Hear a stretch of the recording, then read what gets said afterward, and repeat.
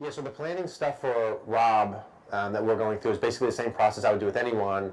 It's just that you have structure in place. So we went through and talked about everything from what he was going to do day to day, big picture, to what he's going to do the day of the tournament, and making sure that he's doing the same things over and over. And then how he structures his time, right? How much time are you going to practice per week? And then how much time is he going to do with full swing chipping, putting, and anything else? And then even within that time, how do you practice? So the more structure you can have, at least laid out in front of you, the better chance of success for sure. Do you have like a tournament schedule lined up?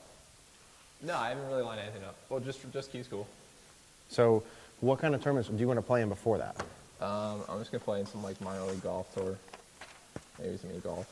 And have you looked at that yet? The schedules? Yeah. They have minor league golf tour events like 3 times a week. Do you think you should wing that, or do you think you should schedule them out? Schedule them out. I should schedule them out. Yeah, because then if you're going to go play in, what if you're going to play in 3 tournaments versus 10 tournaments? Does that affect how your practice is going to go? Yeah.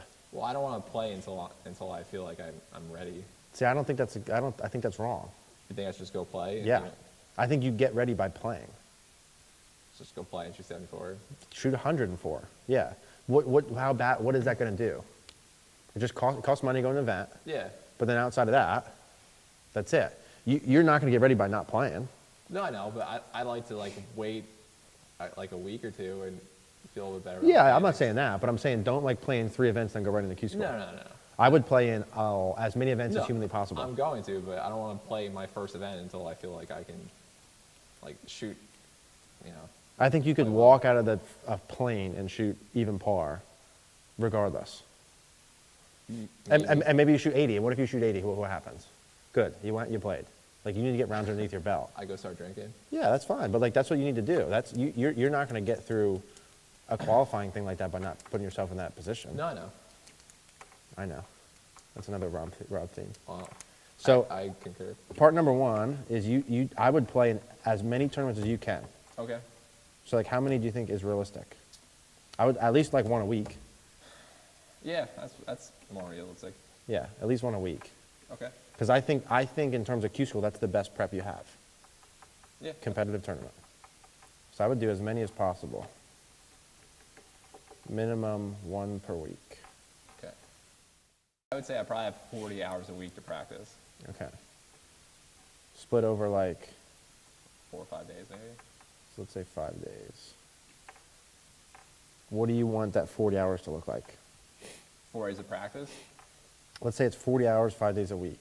So let's say it's 8 hours per day. Yeah. And then how do we split that up? As far as like Let's start with play. play. How much time on course? Well, if I only play 1 tournament a week, I don't think it's a necessity to go play more than like 1 other day a week.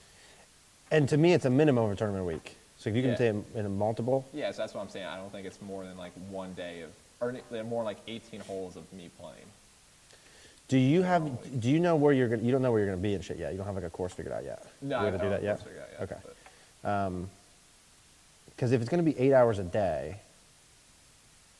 I would put close to 50% of your time on the course. Really? Yeah, So if I had 8 hours practice time a day, I'd be on the course for 4.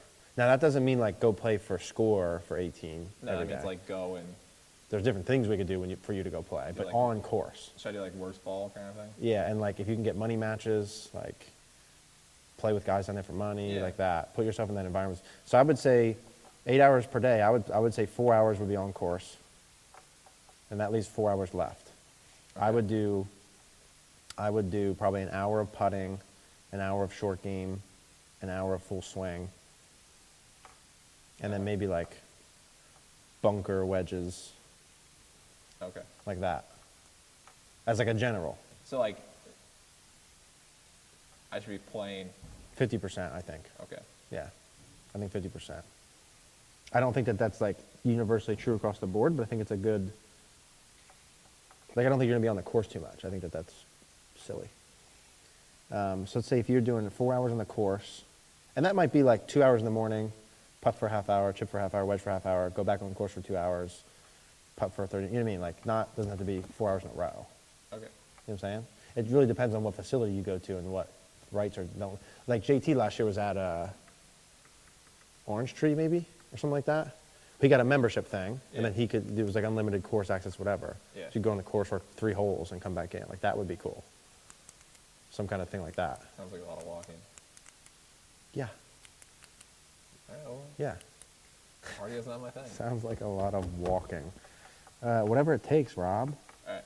So 4 hours on the course, and then let's say 1 hour putting, 1 hour short game, 1 And hour like you prefer me to swing. do like an hour short, like an hour putting every day, or like one day do like 2 hours putting, the next day do maybe like 30 minutes. In my opinion, I prefer you to do it more frequently Okay. than do like 3 hour putting. But some guys will give you a different answer. Yeah. That's just based on things that I've seen. I think that makes more sense. Okay. The more that you can do, the more frequent. And then that gives you a 1 hour swing, and then you do 1 hour of bunker and wedges, Okay.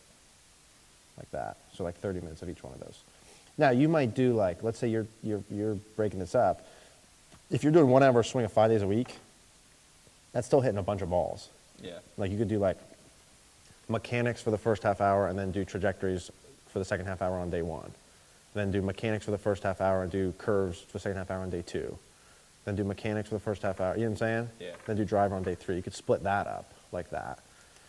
But I would say too, like from a mechanical part, with you having to go play, that's 1 out of 8. 1 hour out of 8 hours you're spending on full swing.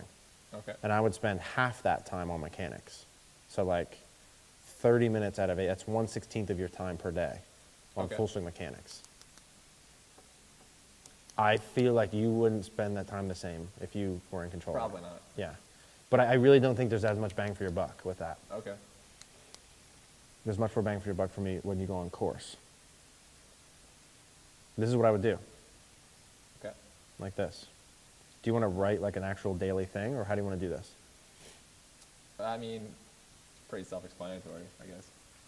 If I have 8 hours, then I spend 4 on a course. Then And break it up however you want. Yeah. I would not go on and play 18 holes for score every day for 4 hours, though. So you're saying I probably shouldn't go for more than 8 hours a day of golf. I don't know. So if I have like a Saturday where I have nothing to do. I really think it just depends on what kind of perspective. I think you need a day off a week. Yeah. I think it depends on how much, like, what's your limit before you get, like, burnout. Yeah. And then it's, like, whatever it takes. Like, Yeah, no, like, no, I'd be fine with like, I'd be fine doing 7 days a week, 8 hours, but can you, like, is that, no, that's fine. I just wouldn't want to do like a 14-hour session and then like the next day I have to do like 14 hours again. I think 8 hours is a pretty full day for a professional golfer. Yeah. Like, I think it's going to be very hard to stay in it for more than that. Yeah, no, that's true. 8 hours, 5 days a week, I think is pretty good. And then that's assuming, like, there's a tournament then, too, on top of that. Yeah. For a day. So like tournament day, like what, like should I be practicing afterwards? What do you normally do on a tournament day? I'm curious. You want to know like my I tournament can't wait to schedule? hear this, yeah. No, like so there, you have a tee time at 9 o'clock. I would teach at 9 o'clock. This is going to be, go ahead. I probably, well, how far away is it? Oh, boy, 25 minutes. 25 minutes. I probably wake up at like 7. And Okay. then, like, get dressed and like stop at Quick Check and get an energy drink and some kind of like sandwich and then just go to the course.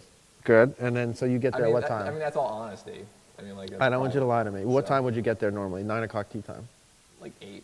Like 8? Yeah. Okay, and then what do you do when you get there, 8 to 9?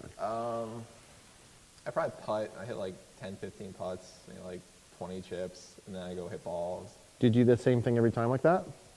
Yeah. No, I usually do. Okay.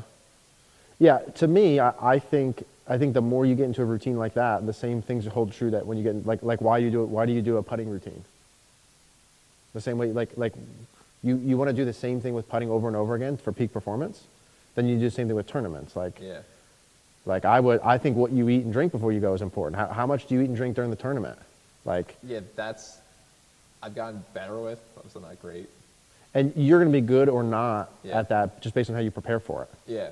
And that's all it is. You could easily the night before I know, I could. prep food for the next day. I know, we had this conversation. Easily. Okay, a good. couple times. So the next thing is like when you do your, I don't think there's any such thing as a right or wrong pre-shot routine. You ever watch the PGA Tour when they put out like those routine things? Yeah.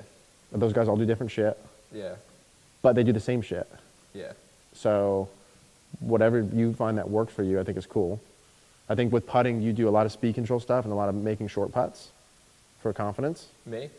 I'm saying that's what I would suggest. Oh, yeah. Speed control and then Oh, like tournament day? Yeah. I usually, the first 10, 15 putts I hit, I usually just hit long putts. Yeah, love that. And then I hit like maybe a couple like 15, 20 footers. And then I just hit a couple chips. Do you like bang in 3-footers? I will like towards the end. Okay, yeah. But before you go play. I don't do like, I'm more worried about like getting speed. Yeah. But I would too, before you go on the course, like make a bunch of, like I used to tap in 2-footers. Like 100 of them before I teed off. Okay. Just to hear it go in the hole over and over and over. It worked. That's how you played lights out for years? Absolutely. Okay. I never miss a tap in. And then chip, whatever, just to get a feel. And then full swing is like warm up, what's the ball doing? Yeah. Not trying to like overhaul mechanics. Yeah. Maybe like hit your first tee shot a couple times before or whatever. Like, are you going to like look at the golf course before you go play? Find landing zones off tees? No, I don't do. Maybe we'll do that. I mean, like you're saying I should go to the course like an hour. Or Google before. Earth. Like Google Earth the course and then find out what tees you're going to play. Hey, well, there's a tournament on Thursday. What tees are we playing? Blue tees. Cool, thanks. Boom. And then you Google Earth from the blue tees, and then you can find out the distance to, and then like to the fairway and find the landing zones and shit. Okay. Like what holes you're going to hit driver or not. What are shots you got to, you know, how do you know aim for? Because a lot of the tournaments you're going to play, you're probably not going to play practice rounds. Yeah. So you're going to try to just go. Yeah. So if you can't see the course in person, the next best thing is that. Yeah. That way, at least on tee shots, nothing fucks I think you. the other thing I need to do is like, so like when I was in like over in Portugal playing, like Yeah. I need to make sure like once I come up with a game plan, like to stick with it, because like there are like certain days like where like practice round I was like, oh, I hit like the driving on this hole, and then like tournament day I hit driver and like hitting a bunker. Yeah. I'm an idiot. I think so long as the weather, that is because you're an idiot. I think so long as the weather doesn't change drastically, like you prep for a hole with a 2-iron, and then it's like 30 miles an hour into the wind the day you play, then, because you have to look at it like when you make your plan, that's the most logical you are. Like, there's no emotions involved with that. You're just making a plan. Yeah. So like that's probably the best plan. Yeah. And then when you go play, there's emotions based on how you're playing. Yeah. Unless it's a qualifier where you have to shoot like 6 under, 7 under, then you can change game plan. Yeah. But otherwise, at least for the first 9, Yeah. like stick to what you're gonna do. But I would approach it like that, man. If I had to play well, what would I do? If I could do everything I could possibly do at your one attempt at this, you're not gonna get another fucking chance. This is it. Like you gotta go play. I would make sure my food was prepped and shit. I would get to the course at the same time. I'd follow the same routine. I would know the golf course.